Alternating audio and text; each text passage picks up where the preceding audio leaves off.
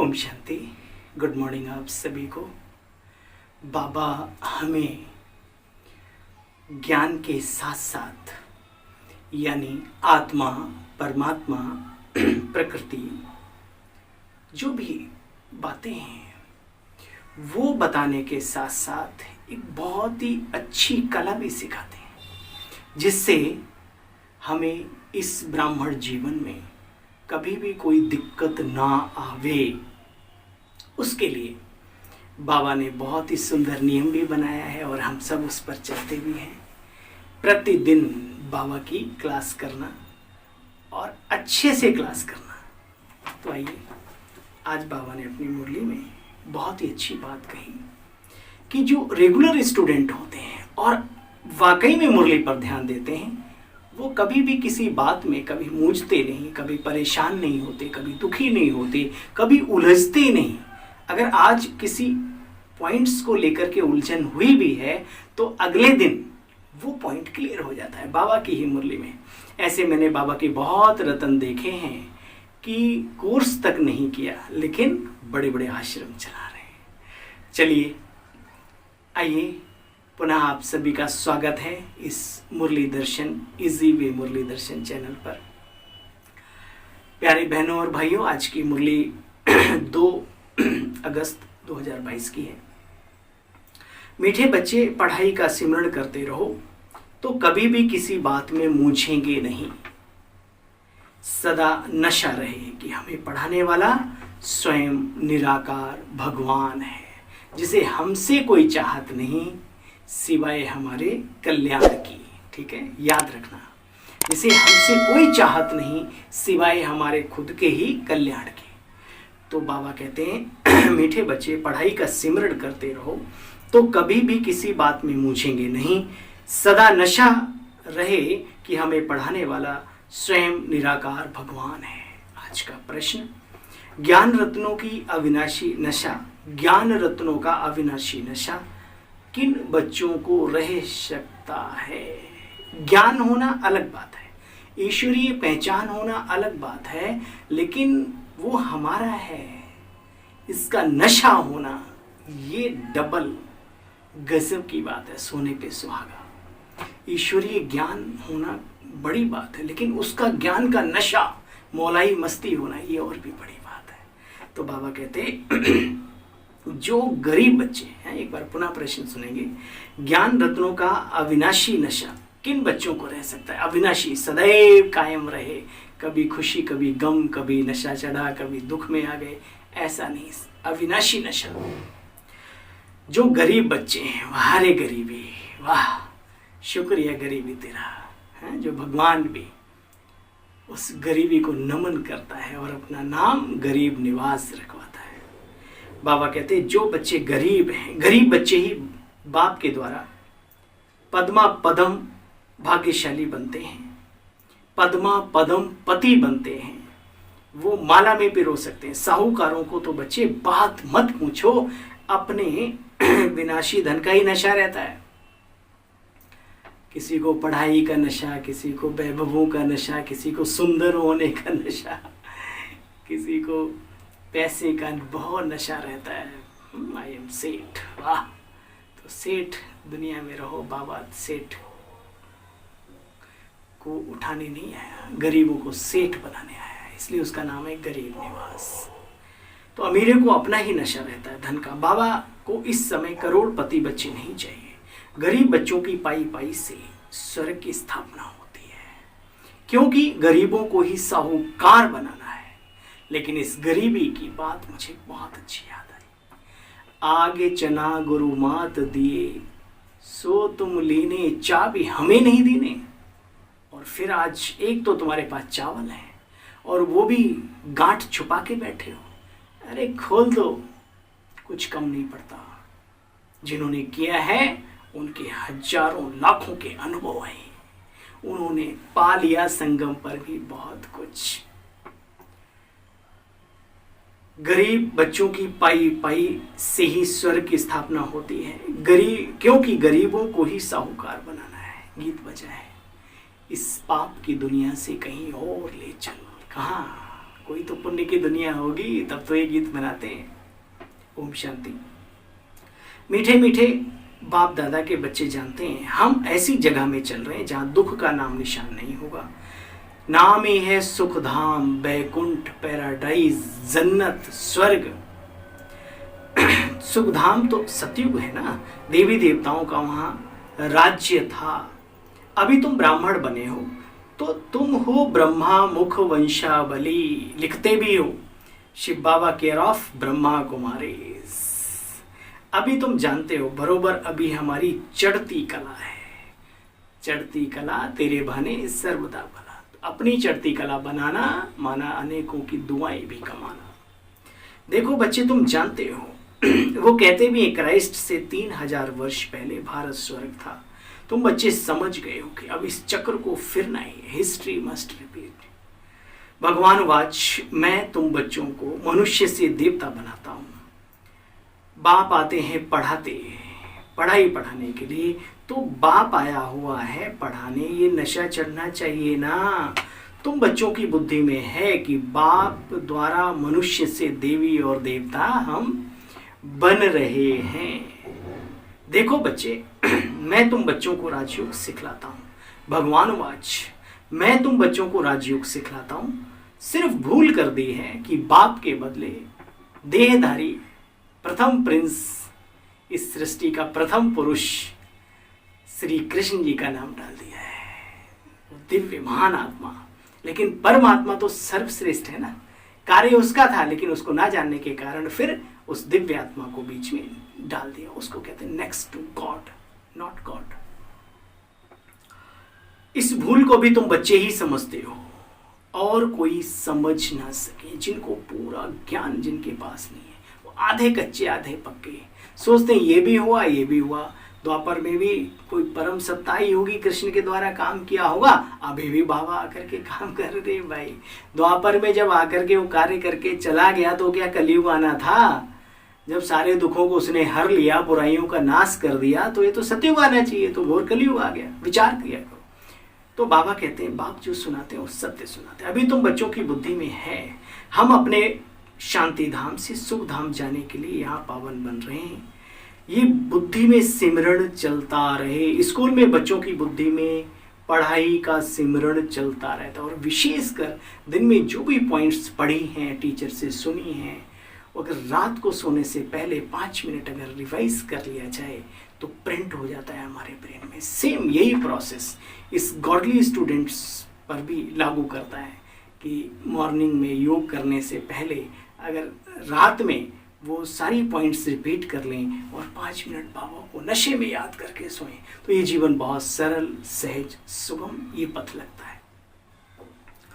तो बाबा कहते बच्चे देखो, यहाँ की तो बात ही मत पूछो। कभी कभी मूझ जाते। आज बच्चा पैदा हुआ तो खुश, कल चला गया तो नाराज। देखो बच्चे, बच्चा पैदा हुआ और वर्षे का हकदार बना, परंतु वह कोई जीवन मुक्ति का वर्षा तो है नहीं। यहाँ पर भी बाप के बनते हो, बनते ही वर्षे के हकदार, लेकिन मेहनत तो करनी पड़ेगी ना। भक्ति मार्ग में किसी न किसी को याद ही मनुष्य करते रहते हैं। चित्र भी सबके मौजूद हैं, पूजे भी जाते हैं। ये राज बाप ने समझाया है। इन बातों को भी कोटों में कोई और कोई में कोई समझेंगे और निश्चय करेंगे। फिर संशय भी कोई न कोई उठाएंगे। निश्चय करने वाले भी संशय में आ जाते हैं और इतना आ जाते हैं कि बात मत पूछो। ईश्वरीय कार्य में विघ्न भी वो भरपूर पुरजोर लगा करके डालते हैं। काश वो इतना अपना पुरुषार्थ करते जीवन में, बाबा उन्हें बहुत आगे बढ़ा देता। बाबा कहते हैं फिर क्या करेंगे? संशय भी उठाएंगे। कोई को संशय ना आवे, इसलिए पहले संबंधों की बात समझानी पड़ती है कि बाप आखिर है कौन। गीता में भी हे अर्जुन, अर्जुन को भगवान ने बैठकर समझाया। अब बच्चे, घोड़े गाड़ी की तो बात नहीं जो सिखावे। शरीर को भी रथ कहते हैं ना, रथी। आत्मा को कहते हैं रथ। ये आत्मा निकल गई, कहते हैं रथी चला गया, क्या बच गया? अरथी। तो इन बातों को बाप ब्रह्मा मुख द्वारा तुम बच्चों को समझाते हैं। बाप में निश्चय रखो, निश्चय बुद्धि बनो, तो विश्व की बादशाही जरूर जरूर जरूर मिलेगी। तुम बच्चे जानते हो, निश्चय बुद्धि विजयंती। किसी भी कार्य को करते भी हो, अगर निश्चय के साथ उतरते हो उस मैदान में, जुनून के साथ उतरते हो, तो आप सफल होते हो। बीच वाले तो ना इधर के ना उधर के, वो कहीं के भी नहीं रहते। ना संगम पर बाबा का दिल जीत पाते हैं, ना ब्राह्मण परिवार के दिल में अपना बसेरा कर पाते, और ना ही भविष्य में वो कोई स्वर्ग का ताज पहन पाते। रोल है उनका, चलो उनको भी दिल की दुआएं दो, क्योंकि आखिर हैं तो हमारे अपने ही, गैर तो नहीं है। तो बाबा कहते, बच्चे मैं पतितों को पावन बनाने आया हूँ, सांवरे से गोरा बनना है, भारत सारा सतयुग बन जाएगा। तुम जानते हो सतयुग में सारा विश्व ही भारत होता है। यह भी गायन है, सागर के बच्चों को काम ने जलाए भस्म किया, याद है आपको। तो फिर भागीरथ ने गंगा लाई, सगर के पुत्र बोलते वहां पर, और फिर अपने पुरखों का उद्धार किया। तो यहाँ की बात है, भागीरथ भाग्यशाली रथ, हम सबका भी ये शरीर रूपी रथ है, लेकिन सबसे बड़ा भाग्यशाली रथ वो है जिसमें स्वयं ईश्वरी सत्ता आकर के अपना कार्य कर रही है। उसको कहते हैं भागीरथ, भाग्यशाली रथ, है ना। उसके द्वारा ब्रह्मा द्वारा शिव बाबा ने जो ज्ञान सागर ने ज्ञान गंगा बहाई, उसके द्वारा हम सबका पुनः उद्धार, जीर्णोद्धार क्या बोलते हैं ना, जो हो गया, तो उद्धार बाबा करने आता है। उत्थान, पतन हो गया था, उत्थान कर देता है बाबा। तो बाबा कहते हैं अब तुम बच्चों को बाप काम चिता से हटाए ज्ञान चिता पर बिठाते हैं, तुम्हारे ऊपर ज्ञान की वर्षा हो रही है। बहुत हमारे अति प्रिय ही नहीं बल्कि ज्ञान में उन्होंने हमें बहुत आगे बढ़ाया, दिल से मैं उन्हें नमन भी करता हूँ। बाबा के साथ साथ जो निमित्त बनते हैं वो भी महान होते हैं। श्रद्धा के साथ साथ सम्मान दिल में हमेशा रखना चाहिए सबके लिए। तो बहुत अच्छी बात उन्होंने कहा, मेरे रिलेशन में भी हैं और आध्यात्मिक रूप में तो आत्मा रूप में भाई हैं ही बड़े। वो कहते हैं वर्षा क्यों कहा जाता है, तो वर्षा यूँ कहा जाता है क्योंकि बाबा ऊपर रहता है, तो ऊपर से कोई चीज़ आती है ना, वर्षा भी ऊपर से बरसती है ना। तो बाबा जो भी कुछ देता है ऊपर से ही आकर के देता है हमें, है ना। तो बाबा कहते हैं ऊपर से ज्ञान की वर्षा हो रही है, जैसे कि बच्चे यह भी समझते हो यह एक सत्य का संग है, यही एक सत्संग है। सत्संग माना सत्य का संग। सत्य क्या है शरीर में, अजर अमर अविनाशी आत्मा है, वो सत्य है। कहते हैं ना झूठी काया झूठी माया, तो काया को तो वैसे ही भक्ति में झूठा बोलते हैं। तो सत्य, और दूसरा कौन, गॉड इज ट्रुथ, सत्यम शिवम सुंदरम। तो ये है सच्चा सच्चा सत्संग, अपने सत्य स्वरूप में टिक करके सत्य पिता को याद करने वाला ही सच्चा सत्संगी है। तो बाबा ने कहा तुम जानते हो नई दुनिया में जाने के लिए तुम बच्चे पुरुषार्थ करते हो, यहाँ आते हो रिफ्रेश होने, वहां तो ज्ञान गंगाओं द्वारा ज्ञान सुनते हो, सेंटर्स पर बहनों के द्वारा। बाबा कहते बच्चे इनको भी बाप कहते हैं तुम अपने जन्मों को नहीं जानते हो, मैं तुम्हारे बहुत जन्मों के अंत के जन्म में प्रवेश करता हूँ। श्री कृष्ण तो है ही सतयुग का पहला प्रिंस, पहला जन्म, और वो भी कैसे है दिखाया, ऊपर से कैसे दिव्य आत्माएं आती हैं और उन्हें ये प्रकृति बहुत ही सुंदर कंचन काया देती है। प्रथम जन्म ऐसे ही होता है, अलौकिक दिव्यता के आधार पे। बाकी त्रेता में फिर जो भी है वो बाबा कई बार कहते हैं जैसे मोर एक दूसरे को देखता है आंसू, तो ऐसे संकल्पों से, लेकिन प्रथम जो है वो डायरेक्ट प्रकृति अपने आप बना के देती है, शरीर की भी जरूरत नहीं। बाबा को साक्षात्कार भी भगवान ने ब्रह्मा बाबा को कराया, प्रथम साक्षात्कार यही था। तो बाबा कहते देखो बच्चे, ज्ञान सागर बाप बैठ ज्ञान स्नान कराते, तुम बहिष्ठ की परियां बन जाते हो। परियां नाम सुनते हैं ऐसे लगता है मनुष्य, पंख वाले मनुष्यों ने परियां बना दी। वास्तव में बच्चे पंख आदि की बात नहीं, आत्मा के उड़ने के पंख जैसे कि अब टूट गए हैं। शास्त्रों में तो बच्चे क्या क्या बातें लिखी हैं, बात मत पूछो। बाप आकर के सत्य ज्ञान देते हैं। बाप कहते बच्चे मैं गरीब निवास हूँ, आते भी गरीब हैं। आजकल करोड़पतियों को तो बड़ा नशा है, पैसे वाला कहा जाता है, लखपति को पैसे वाला तो क्या कहेंगे, आजकल वैल्यू कम होगी ना पैसे की। तो बाबा कहते हैं वह तो ज्ञान उठा ना सके, उन्हें फुर्सत भी नहीं, एक्चुअली बिजी इतना होते कि बात मत पूछो, नींद नहीं आती। तुम्हारा ज्ञान तो बाद में लेंगे बाबा, उन बेचारों को नींद भी नहीं आती है, कब क्या हो जाए, कैसे हो जाए, कैसे कैसे तो उन्होंने इकट्ठे किए होते। तो बाबा कहते हैं कि बच्चे वो ज्ञान भी नहीं उठा सकेंगे। बाप कहते हैं हमको करोड़ अरब तो चाहिए नहीं, क्या करेंगे, मैं आकर के गरीब बच्चों की पाई पाई से स्वर्ग बना देता हूँ, स्वराज्य की स्थापना कर देता हूँ। बच्चे मैं पक्का व्यापारी हूँ, ऐसे थोड़ी फालतू लेंगे, फिर देना भी तो पड़ेगा। तो तुम्हारा मट्टा सट्टा है, इसके लिए भोलेनाथ कहा जाता है उसको। गरीब माला में पिरोए जाते हैं, सारा पुरुषार्थ पर मदार है। गरीब भी हो और मेहनत भी ना करे तो काहे का ना, वो यहाँ का ना वहाँ का, है ना। तो बाबा कहते हैं अच्छा है गरीब बहुत सारे झंझटों से फ्री होते हैं, वो पूरी मेहनत करते हैं, वो ज़्यादा क्वेश्चन नहीं उठाते हैं और आगे बढ़ जाते हैं इस ज्ञान युग में। बस यहाँ पढ़ गए तो पूरे कल पढ़े रहेंगे। पढ़ाई में गरीब अच्छा ध्यान देंगे। वैसे भी आजकल की दुनिया में रिक्शे वाला का जो है ना IAS की पढ़ाई में टॉप करता है। तो बाबा ने कहा पढ़ाई तो बच्चे एक ही है, पढ़ने वाले अनेक हैं, नंबरवार पुरुषार्थ अनुसार। तुम बच्चे जानते हो हम स्वर्ग के मालिक थे, अब तो देखो क्या हाल हो गया है। निराकार कैसे आकर के ज्ञान दे बच्चे, जब तक इस साकार तन में ना आवे। तो कहते हैं मैं इनके बहुत जन्मों के अंत के जन्म में प्रवेश करता हूँ, लिखा हुआ है। हे अर्जुन, मैं ये गीता ज्ञान साधारण ब्राह्मण वृद्ध तन में प्रवेश होकर के देता हूँ। कुछ मूढ़मती लोग मुझे ना पहचानने के कारण मेरी ग्लानि भी करते हैं। तो ईश्वरीय महावाक्य है। बाबा कहते हैं ना, आटे में नमक मिसल, बाहर की बातों में भी सत्य है। उसका आधार लेकर के बाबा ज्ञान को क्लियर करते हैं। तो बाबा कहते हैं देखो बच्चे, या भी तुम जानते हो 84 का चक्कर आत्माओं को लगाना जरूर है। तुम सिकील दे बच्चे हो, 84 के चक्र में आते हो, सब नहीं आते बच्चे। तुम जानते हो ये चक्र पूरा होता है, वापस घर जाना है, फिर आकर के पढ़ाई को दोहराना है। चित्र रखा होगा तो देखकर चक्र भी याद आएगा, मतलब इस चक्र में आएंगे, फिर बाबा संगम में आएगा, फिर पढ़ाई पढ़ाएगा। तो बाबा कहते हैं कि पढ़ाई को दोहराना है, चित्र रखा होगा तो देखकर याद आएगा। गीत भी कोई बहुत बहुत बहुत अच्छे हैं, है ना। तेरे द्वार खड़ा भगवान भगत भर दे रे झोली, क्या गजब। तो कौन आज लुटा ले तो सर्वस अपना, होगा बड़ा एहसान। तो कुल मिलाकर के बहुत अच्छे अच्छे गीत हैं। तो इस पाप की दुनिया से कहीं और ले चल, तो सिद्ध होता है कि कहीं पुण्य की दुनिया भी है। तो बाबा कहते हैं देखो बच्चे, गीत भी कोई कोई बहुत अच्छे, सुनने से नशा चढ़ता है। तो भाई गीत जरूर सुना करो, जब भी कोई गम हो या ना भी हो, अपने को उमंग उत्साह में रखने के लिए बहुत अच्छे अच्छे सॉन्ग हैं। बाबा के बहुत अच्छे अच्छे बन गए हैं, अब तो बात मत पूछो, सुनते ही एकदम मोलाई मस्ती चढ़ जाती है।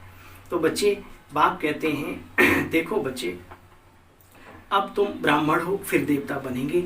चोटी देखने में आती है ना, ऊपर में है शिव बाबा स्टार, ब्राह्मण है सर्वोच्च, इसलिए ब्राह्मणों को चुटिया दिखाते हैं लंबी सी। बाबा कहते हैं लेकिन उन ब्राह्मणों को भी देवता बनाने वाला, ब्राह्मणत्व तो पैदा करने वाला, उनमें शिव बाबा सबसे ऊंचे। इसलिए कि बाबा कहता महिमा एक बाप की है, दुनिया में और किसी की महिमा नहीं। तुम बच्चे जानते हो पहले 16 कला संपूर्ण होते हो सत्युग में, फिर धीरे धीरे कलाएं कम होती है, जैसे चंद्रमा का बाबा मिसाल देते हैं। फिर 14 कलाएं कम होते होते अभी तो देखो बच्चे 9 कला, खुद ही कहते हैं मुर्ज निर्गुण हारे में कोई गुण नहीं रहे।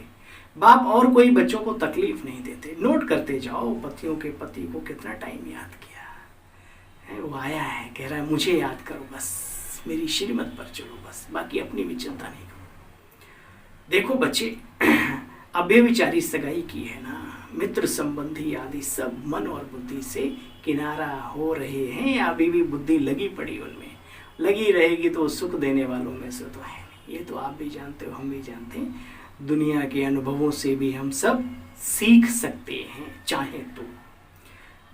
बाबा कहते हैं मामे कम याद करो, मैं तुम बच्चों को और कोई तकलीफ नहीं देता हूँ। हे आत्माएं, मुझे याद करो, बस मैंने तुमको पार्ट बजाने भेजा था, तुम अशरीरी आए थे, फिर अशरीरी बनकर घर चलना है। अच्छी बुद्धि वाले ज्ञान की बातों को धारण करेंगे। ये बातें तुम बच्चों के सिवाय और कोई समझ भी ना सके। क्या मतलब ये क्या क्या बातें बोलते हैं, इसलिए 7 डेज का कोर्स करना जरूरी है। कम से कम बाबा के घर में आके मुरली सुनना तो बहुत जरूरी है। कोर्स करने के बाद भी बहुत सारे प्रश्न वाचक चिन्ह अंदर काम करते रहते हैं, वो क्लियर हो उसके लिए मुरली को ध्यान से सुनना बहुत जरूरी है। देखो बच्चे, सिर्फ थोड़ा समय अपने को आत्मा समझो, एक शरीर छोड़ आखिर दूसरे शरीर में आत्मा प्रवेश करेगी ना।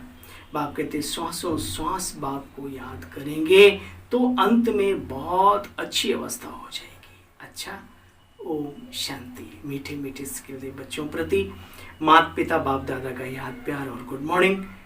रूहानी बाप की रूहानी बच्चों को नमस्ते। हम सब रूहानी बच्चों की रूहानी बाबा आपको भी नमस्ते नमस्ते नमस्ते। दिल कहे बाबा तेरा शुक्रिया करोड़ों बार। धारणा का ही सार सुना, एक बार रिवाइज कर लेंगे। सच्ची प्रीत एक बाप से रखनी है और सभी को एक बाबा की याद दिलाने का कार्य भी करना है। विनाशी धन कितना भी हो नशा नहीं करना। वो अभिमान आ जाता है और अभिमान का सर एक दिन नीचे होता ही होता है, कोई भी हो। दुनिया में भी कहते हैं ज्ञान धन के नशे में जरूर रहना है, मोलाई मस्ती में, ईश्वरीय जो खजाने मिले हैं उनके नशे में रहो ना। पढ़ाई से ऊंच पद पाना है, आज का बाबा का वरदानी बाबा का वरदान स्पेशल। ठीक है, बाप की मदद द्वारा उमंग उत्साह और अथकपन का अनुभव करने वाले कर्मयोगी भव।